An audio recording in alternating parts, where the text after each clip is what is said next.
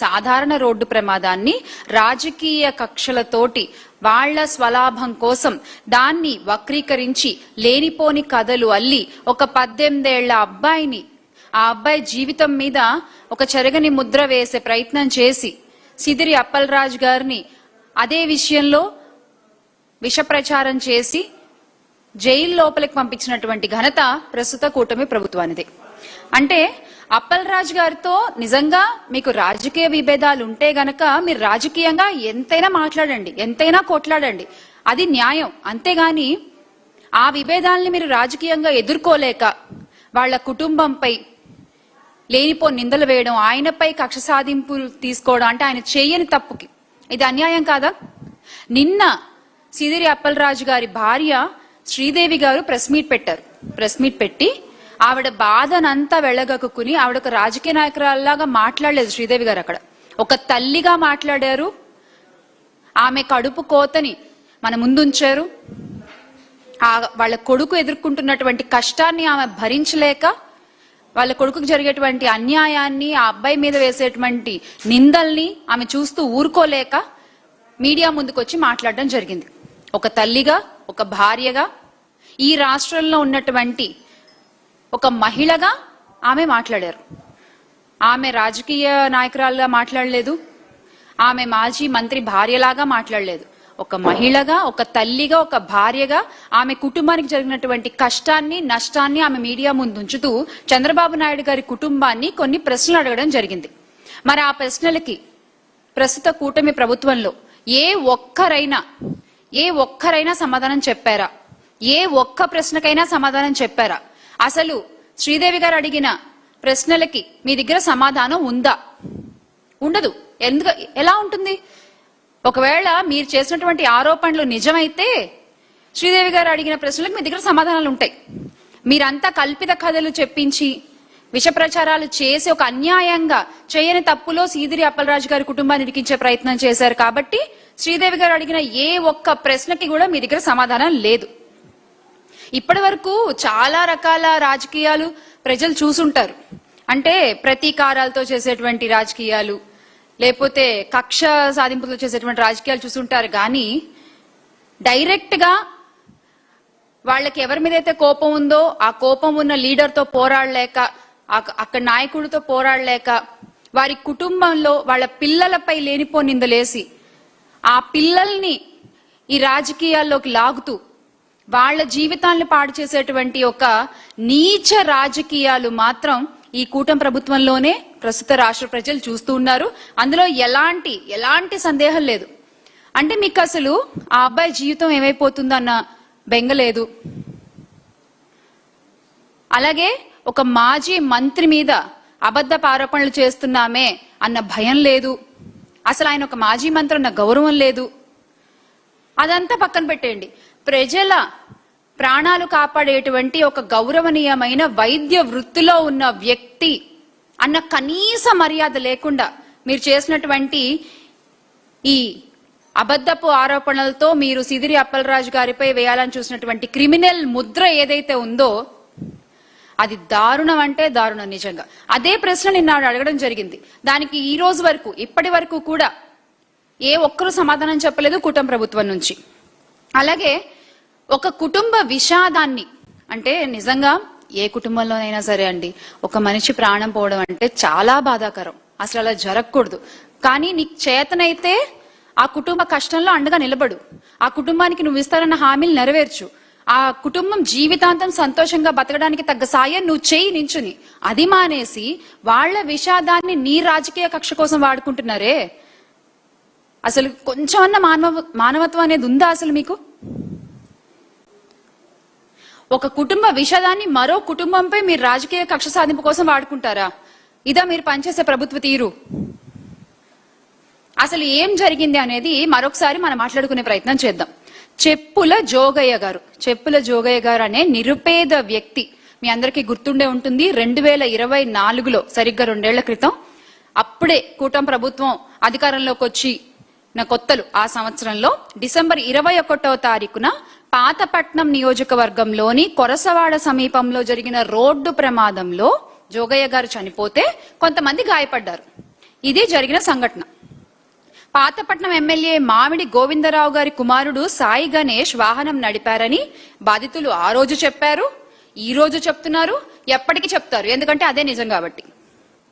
కానీ ఎమ్మెల్యే కుమారుడి స్థానంలో డ్రైవర్ పల్లి రాజేష్ పేరు పెట్టి కేసుని మళ్లించారని కూడా బాధిత కుటుంబం బయటకు వచ్చి ఈ రోజు బల్లగుద్ది మరీ చెప్తున్నారు.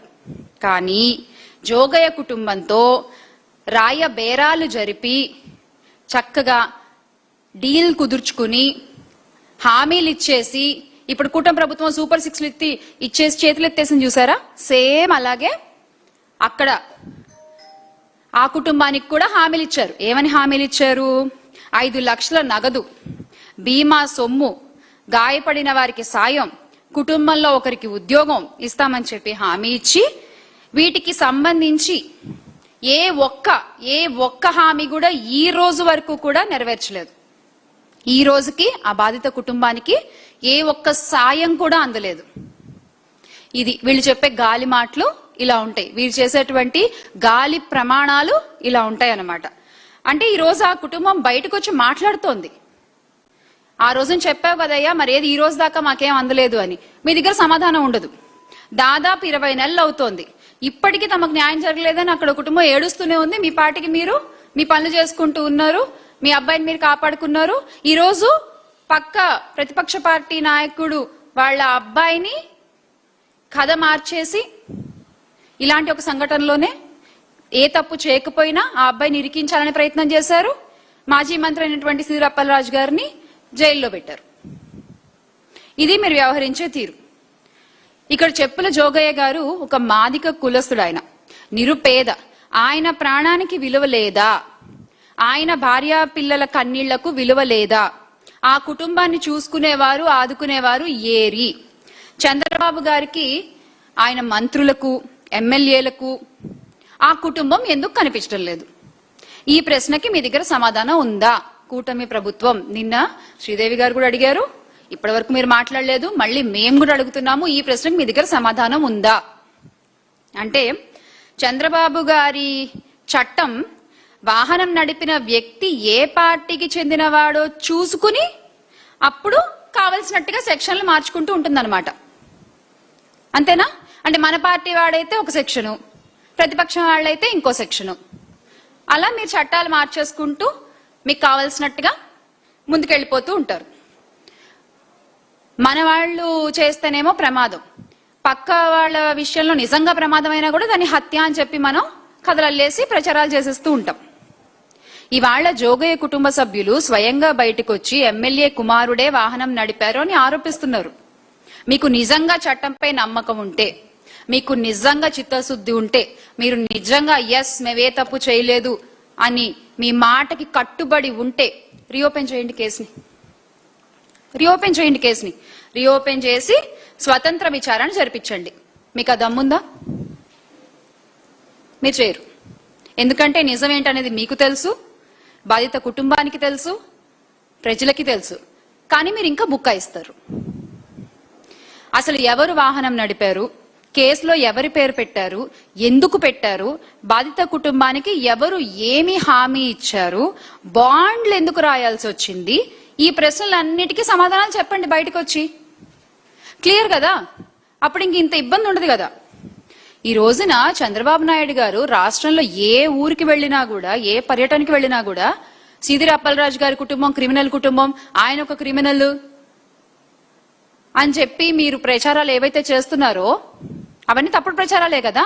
ఆయన క్రిమినల్ కుటుంబమా? ఎంత సాయం చేశారండి ఆయన వైద్య వృత్తి ద్వారా ఆయన నియోజకవర్గంలోనే కాకుండా చుట్టుపక్కల ప్రజలకి ఒడిశా దగ్గర నుంచి కూడా పేషెంట్లు వస్తే ఉచితంగా ఆయన చేసినటువంటి వైద్య సేవ పొందిన పేషెంట్స్ కి తెలుసు, అక్కడున్న ప్రజలకు తెలుసు, అందరికీ తెలుసు అప్పలరాజు గారి గురించి. ఆయన్ని మీరు క్రిమినల్ అని పోర్ట్రే చేస్తారా?